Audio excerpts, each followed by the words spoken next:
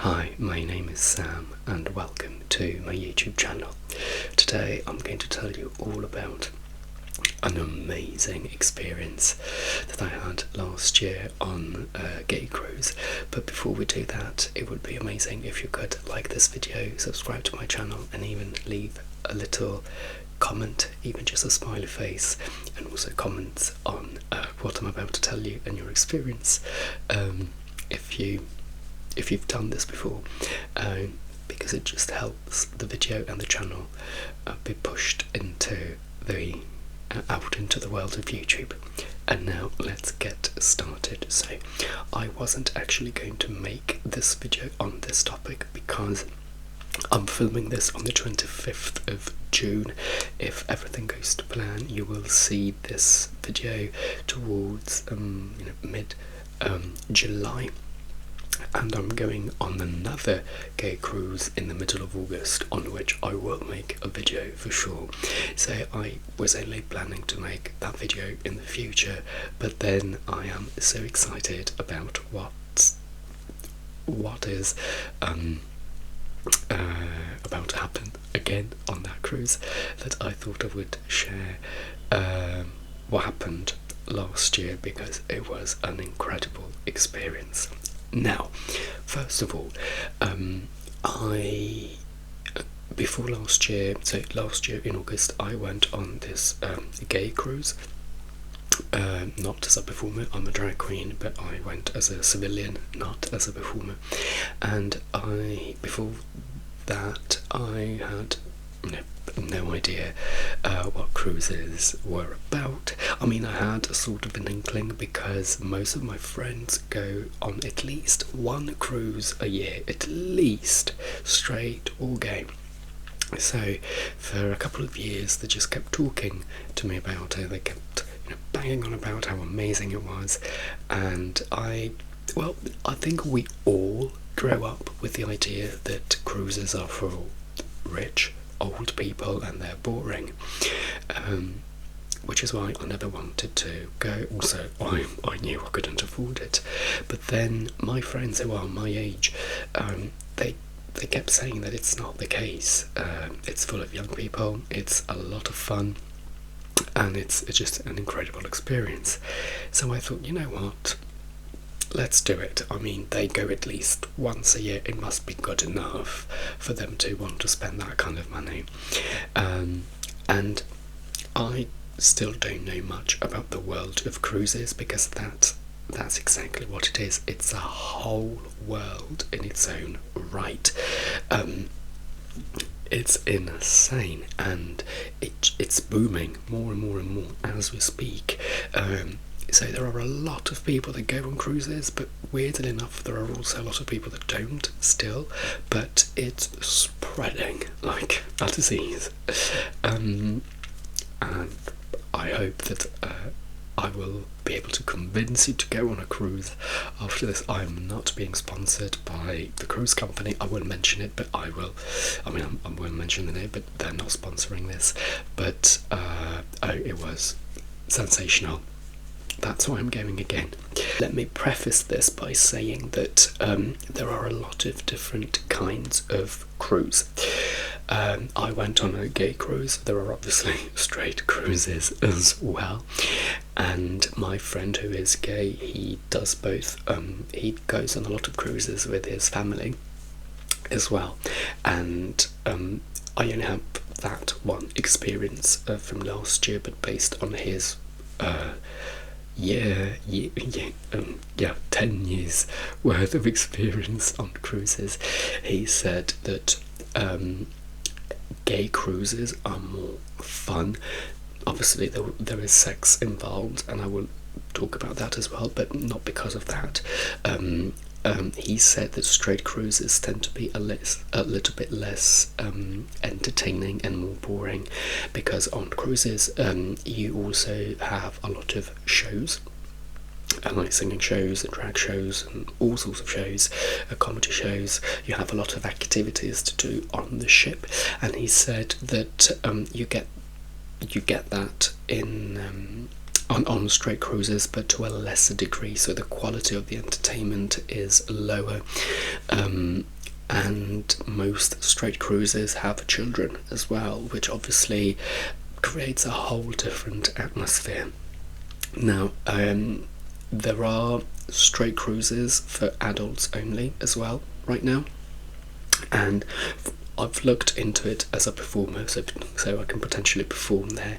And from what I could see, the adults only ones are, well, they seem to offer the same kind of like ecstatic entertainment that we had on the gay cruise, but maybe this idea of cruises being boring stems from the experience of people that have been on straight cruises the old-fashioned way.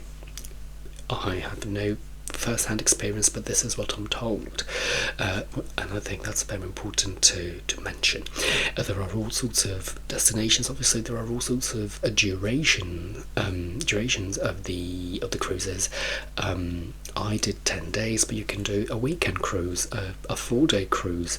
So based on how much you can afford to spend, or how many days you manage to take off work. If you want to start small and to see if you like it, you can just do a weekend. Like a weekend, I have to say, it's a bit too short, even to just get the idea of, an idea of what's happening. I think it's a bit too short. But anyway, you can find anything that you may possibly think of, and things that you don't even know that you would think of. So that's great. So I went on a gay cruise, and the company that I went with is called Atlantis, which is an American company, and we used the ship from Royal Caribbean. So that's also something that I had to learn. So some cruise companies, so the companies that physically build the ships, some of them build ships and offer the experience of the cruise as well. But you can also have, like the gay company that I went with, Atlantis, they don't build ships, they don't own ships.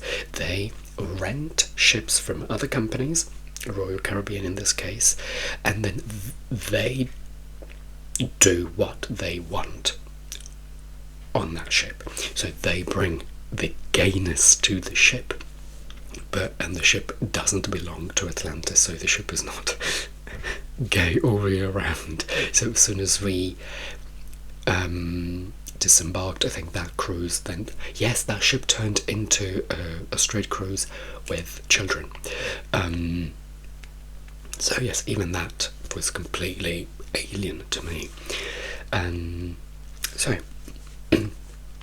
as far as I know, as far as I'm told, there are at least two main gay cruise companies, Atlantis and La Demans. Now La Demans, from what I hear, is very heavily sexualized. Atlantis is not, and that's what I liked.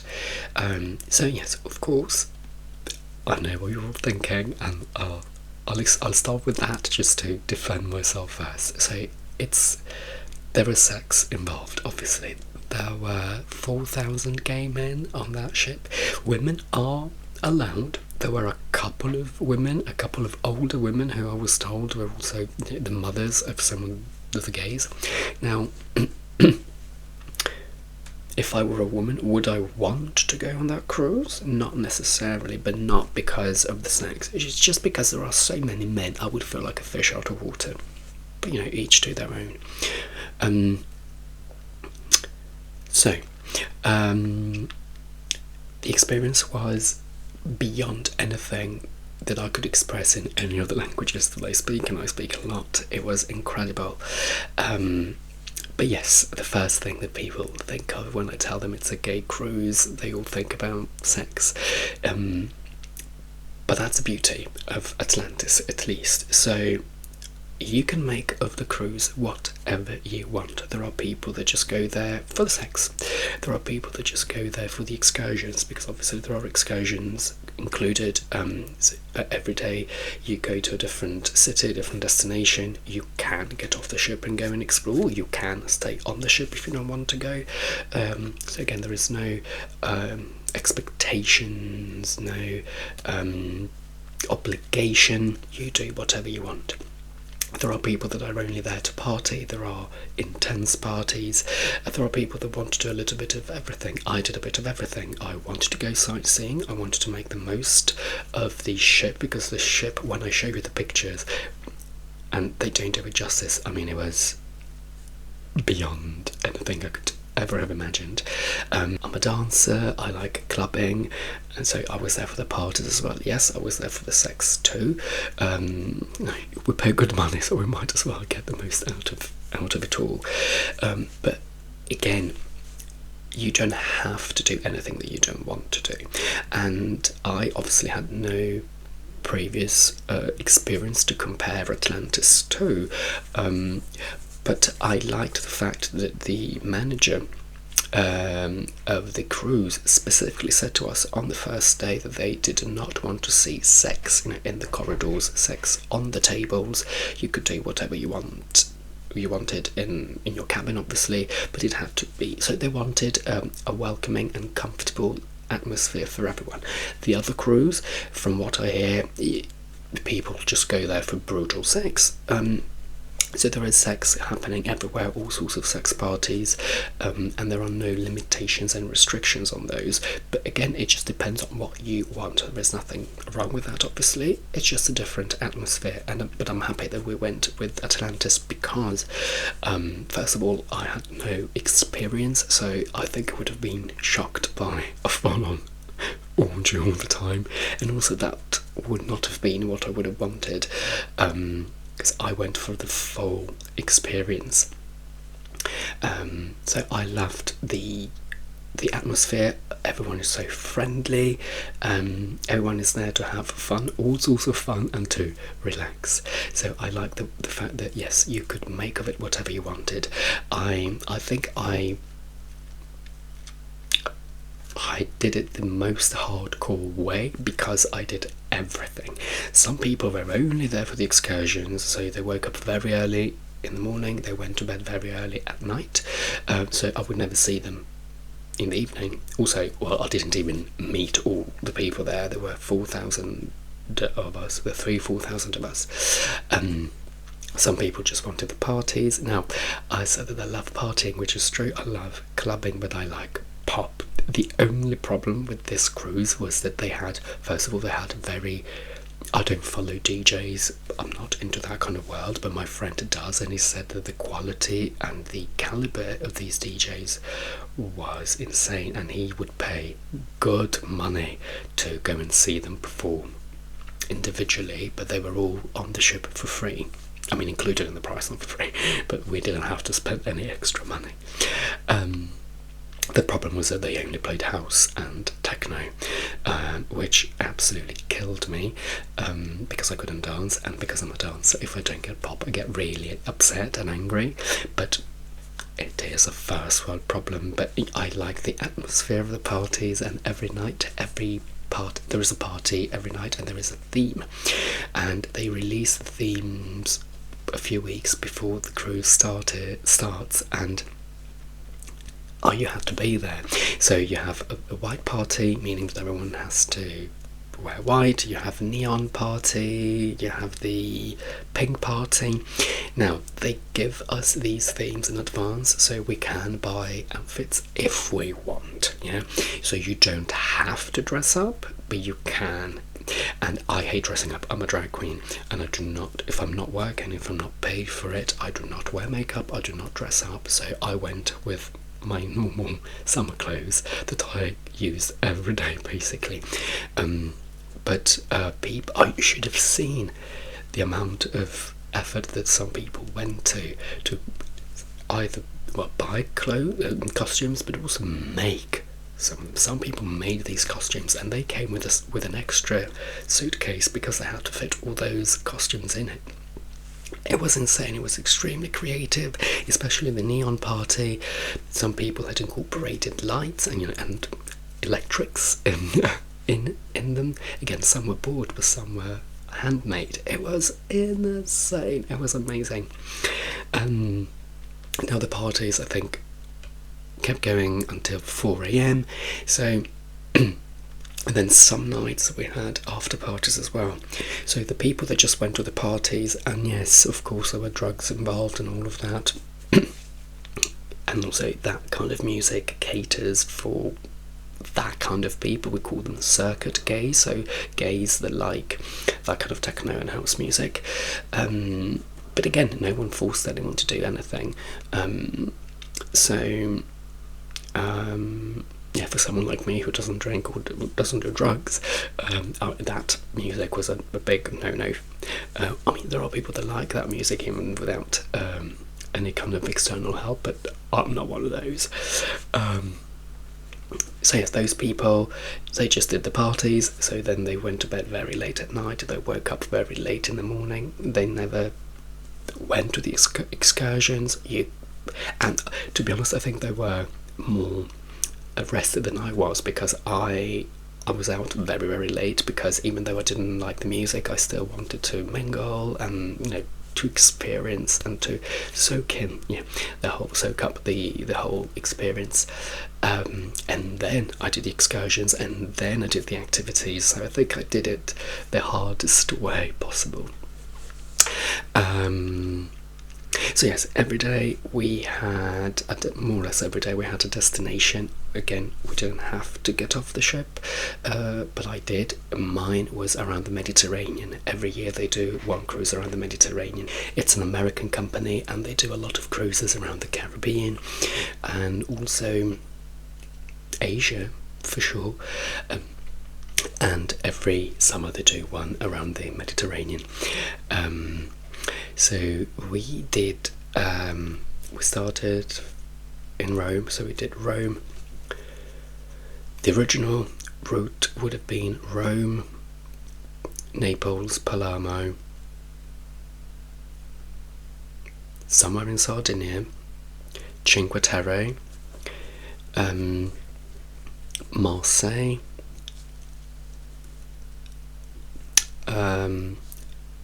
Nice and Monte Carlo, Ibiza, and then back to Rome. So we did Rome to Rome.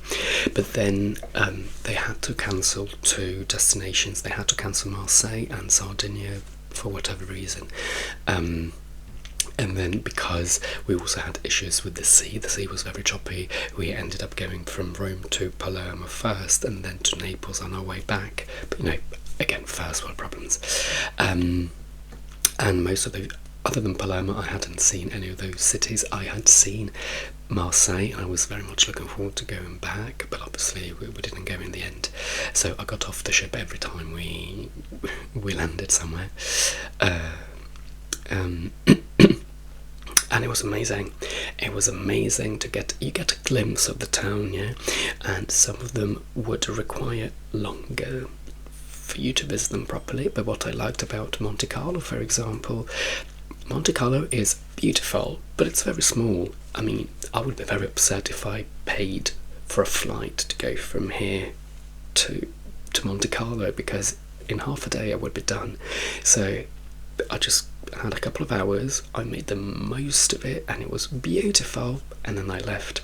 Ibiza, I found it extremely boring. I didn't go to the beaches because I'd rather see the town. The town is boring.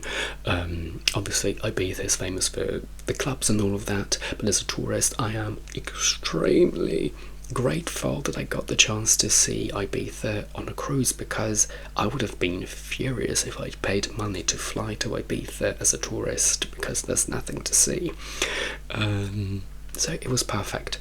And again, it depends on what you want. Some people want to just catch a glimpse of a town and then move on. Some people want to spend hours and hours and hours and days and days in a city. So you need to decide what kind of tourist you are. Obviously you can't really go to museums if you are on a cruise, but you need to see if you like that kind of experience.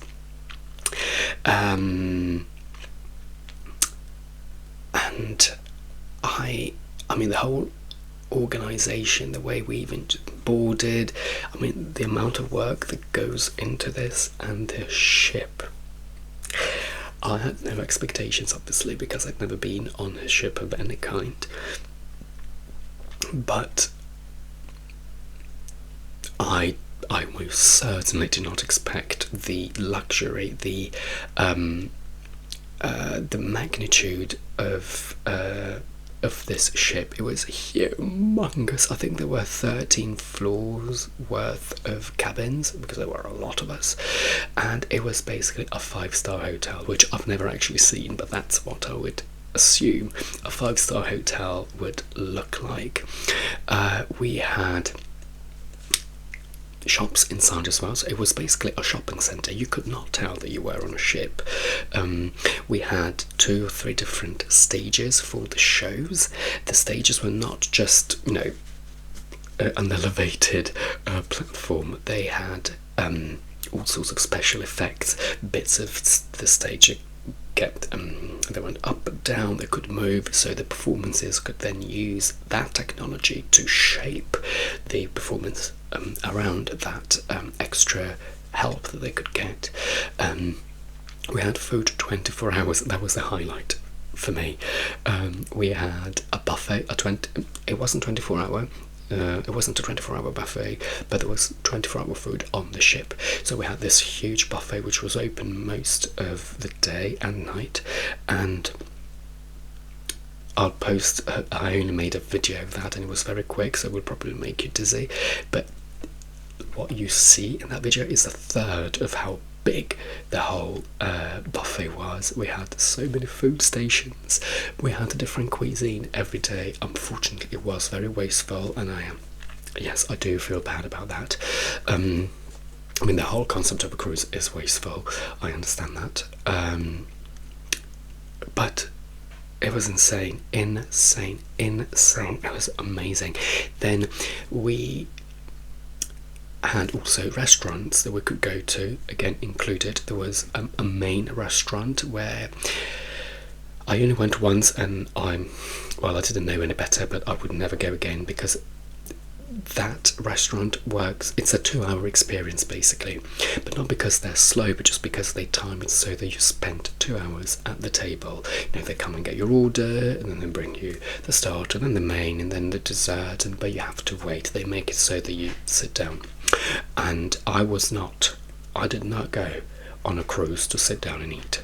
I went on a cruise to eat a lot, but very quick, buffet style. I don't like to be served anyway, so buffet as a concept is generally better for me. And then yes, I wanted to do other things, not sit down and eat, because we had activities during the day. They had activities for solo travellers or single people. There were a lot of solo travellers, also people that I am single, but I was with my friend in the same cabin, but I am single, so they had meetups for single people. Obviously, the chances of meeting the love of your life are limited, in the sense that chances are they live on the other side of the world.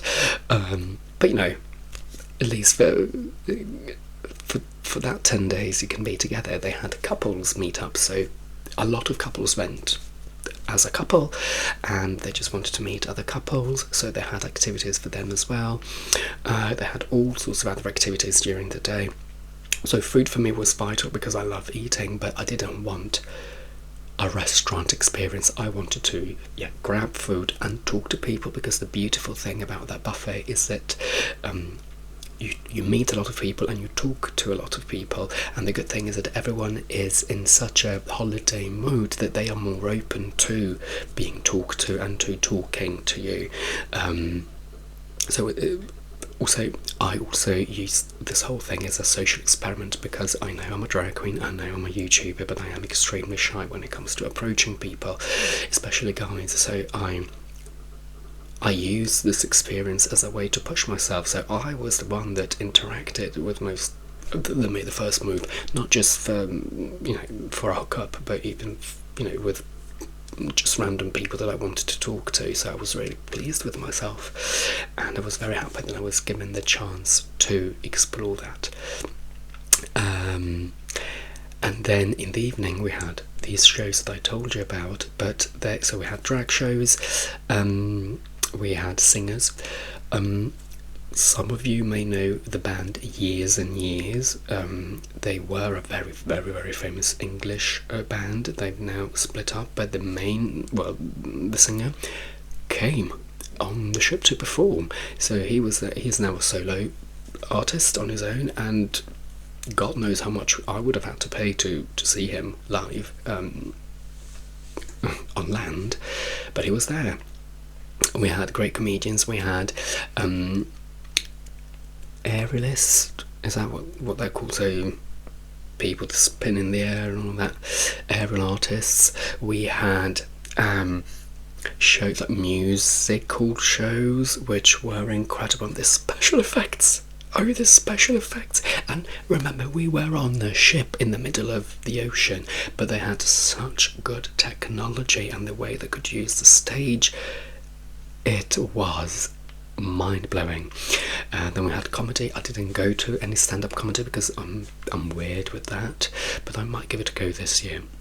And then after these shows that started at around 8ish p.m, then you had the parties if you wanted to go. And this ship, I'll show you some pictures, but again, they just don't do it justice. We had two outdoor pools, one solarium with jacuzzis as well. We had fake palm trees on the main deck, and we could tell from that was also a children's cruise, because there was like a water park clearly designed for children that was not in use with us. Then we also sometimes we had day parties, so parties on deck during the day in the sunlight, and you could simulate flying, surfing. They had all this equipment. You could go on this like capsule that would shoot you up in the air and then spin you around above the ocean, so you could see the whole world basically. We had an arcade with dodgems.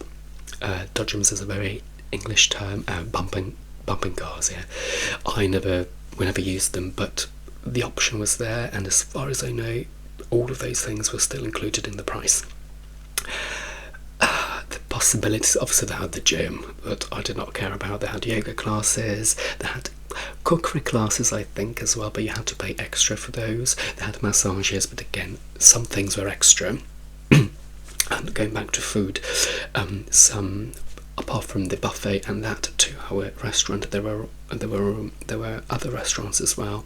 Some of them I think were included in the price, but some were premium, so if you wanted to go there you had to pay extra. I would never do something like that, but obviously people who can afford it and who go on cruises for a different reason, they go there.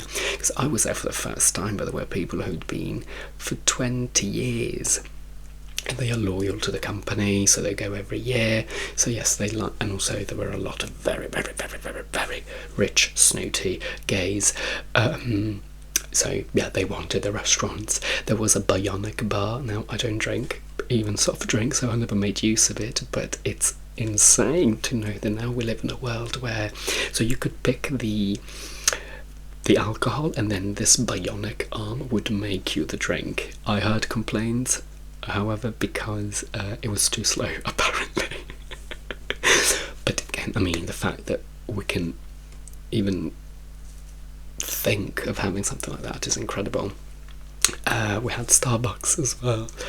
Now if you buy anything from the shops, now when I say they have shops, yes, but they had like perfumes, so Dior and all those things. They had sex shops, so you know, where you can buy sex equipment, but everything is extortionate. I would never buy anything there, but you know, the option is there if needed.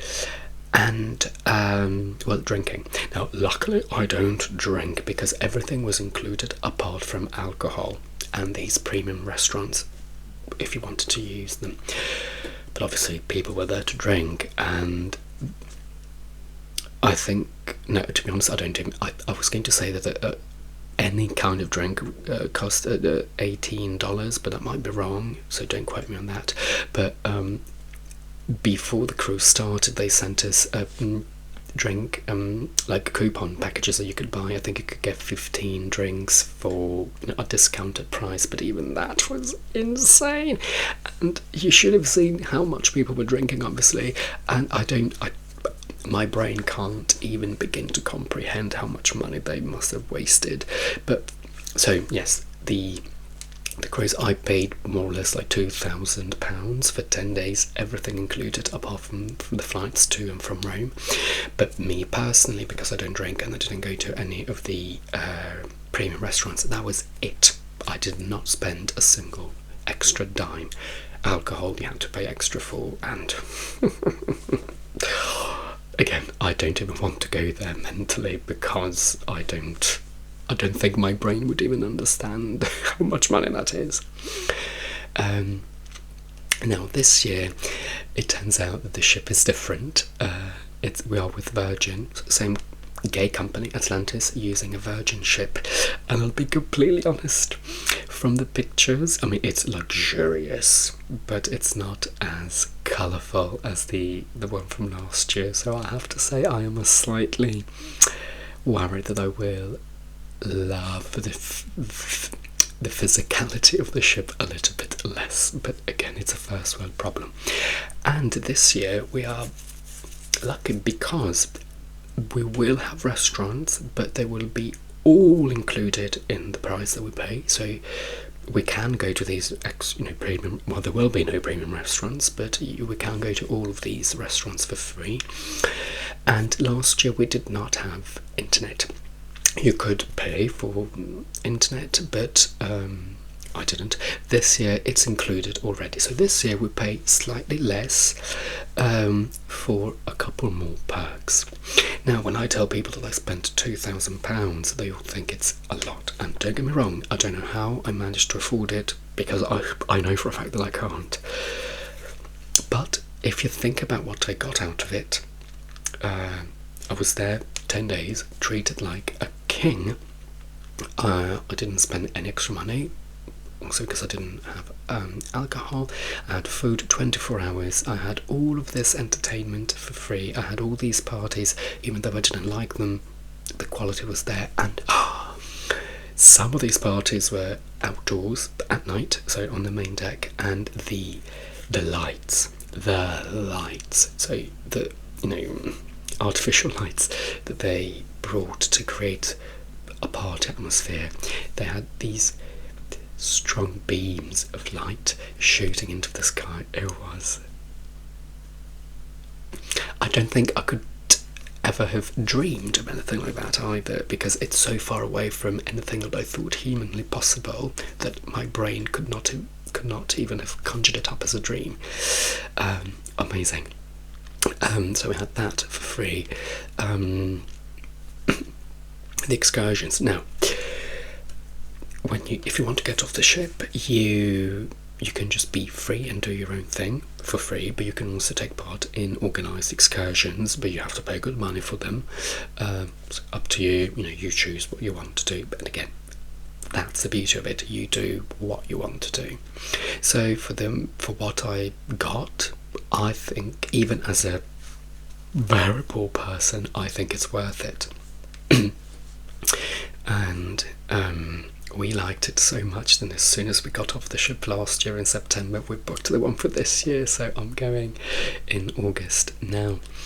And then I need to talk about sex as well. So this year they're doing something different. They're doing 2 back-to-back cruises around the Mediterranean.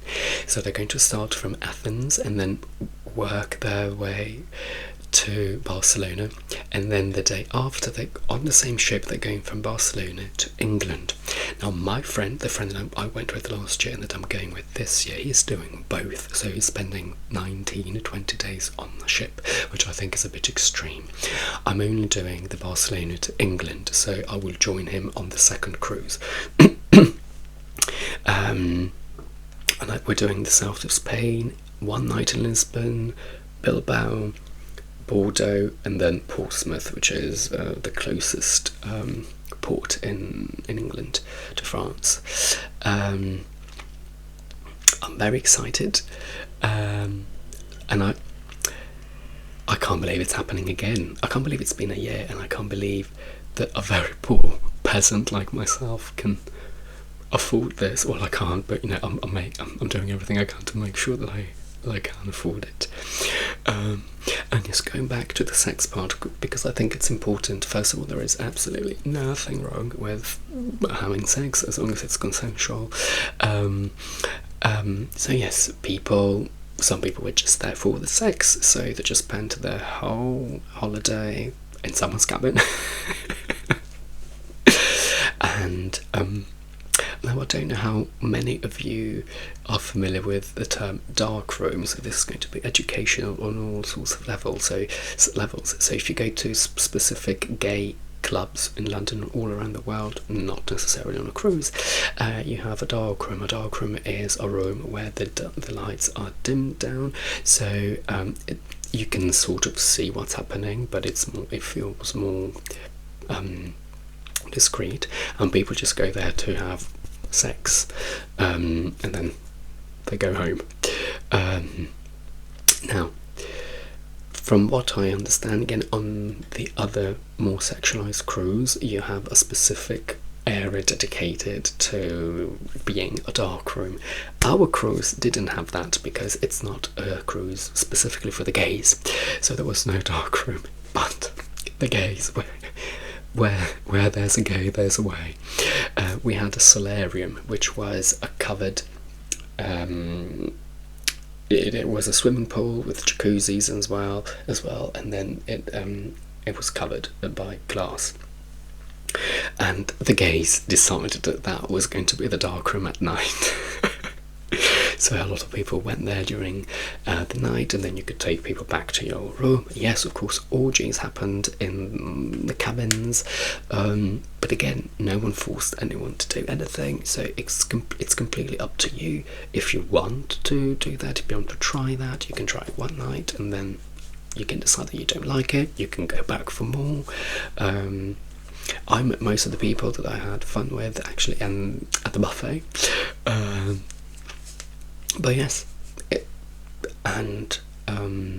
was an amazing experience, and I have to say, for me personally, the sex was the most boring part. The excursions, or just being on the ship, because that's the thing. There is so much to do in terms of excursions, parties, shows, and potentially sex that you are exhausted. By the end of it, you are like a husk of a man, and but because we have so many destinations to go to, last time we only spent 2 days at sea, and you get to the point where you are desperate for a sea day because you want to relax and rest a little bit, and also you want to just enjoy the beauty of the ship.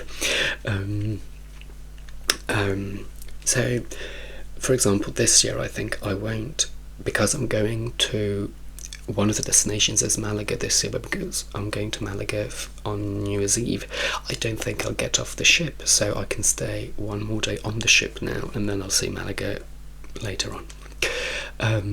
But you can mix and match what you want to do, pick and choose. So it was a sensational experience. I could not recommend it enough. It happened a year ago. I keep talking about it.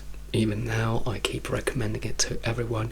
Obviously, again, this is my experience with a gay cruise here, but if you're gay, go. Absolutely go. Again, it doesn't have to be about sex. If you don't want the sex because you're not interested, or because you are in a closed relationship, you don't have to have sex. Of course, people might approach you. You can simply say no. Everyone is very friendly, but do go for the glory of the experience. And if you're not gay, try to find an adults-only cruise, because I'm sure that even though apparently it's a bit less exhilarating than a gay cruise, I'm sure it's better than your everyday life. It definitely would be better than mine. So I could not recommend it enough. And on that note, I will let you go, and in a month's time I will make another video where I tell you all about my newest and latest experience on the cruise. Goodbye.